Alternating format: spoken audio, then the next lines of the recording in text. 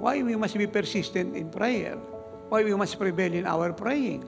To be persistent is to prevail. So, ibig sabihin, you don't stop praying till the answers come. Till you have what you ask of Him. Number one reason, because the enemy is hindering the answer. Daniel 10:12 to 14, and I read, Then he said to me, Do not fear, Daniel, for from the first day that you set your hearts to understand and to humble yourself before your God, your words were heard and have come because of your words. At yun po yung kanyang petition. Yun yung kanyang prayer item. But the prince of the kingdom of Persia withstood me 21 days.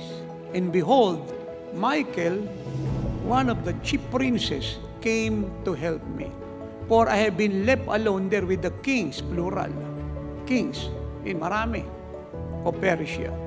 Now I have come to make you understand what will happen to your people in the latter days.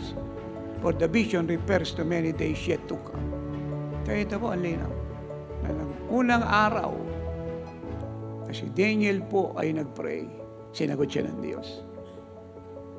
At yun ang reason kung bakit si Gabriel ay bumaba. Dala-dala yung sagot. But the problem, yung pong kings ng Persia, plural, ito po yung mga territorial demon spirit, ay binihag siya. Winithhold siya. Pinigil siya. Inarrest siya. At hindi po siya nakawala. Nakumpain po siya. It is only when na nagpatuloy si Daniel sa kanyang prayer and fasting for 21 days that God sent Michael the archangel kasama yung mga warrior angel and defeat these demons that withhold, detain Gabriel. Do you understand that? Kaya yung pong 21 days to prayer and fasting ni Daniel ang naging key upang si Gabriel ay may dala ng sagot mula sa Diyos ay makawala at maibigay sa kanya yung vision concerning last days. At ito na nga po yung panahon na yun.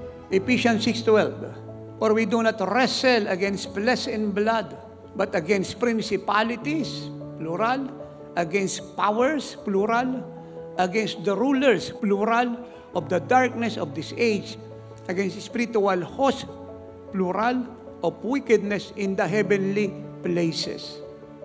So rito po malinaw na yung atin daw pong pakikihamok, pakikitigma, ay hindi laban sa flesh and blood, sabihin tao, kundi laban sa mga principalities, powers, rulers of the darkness of this age, spiritual host of wickedness in the heavenly place. Ito po yung issue ng ating warfare, ng ating pakikihamok, ng ating pong pananalangin. Sila po yung issue. At hindi po isa po yung pumipigil sa sagot. Hindi isa yung nakikidigma. Let me repeat and enumerate to you one by one kung sino po itong mga ito. Number one, against principalities, against powers, against the rulers of the darkness of this age. Rulers, mga nanungkulan sa kadiliman sa panahong ito. Against spiritual host of wickedness in the heavenly places. Ito po yung iba't ibang ranking ng mga demon spirit. At nasan po sila? Wala sa lupa. Nasa second heaven. Ayun po yung kanilang headquarters. Amen. Doon po nagaganap ang labanan. Do you get that?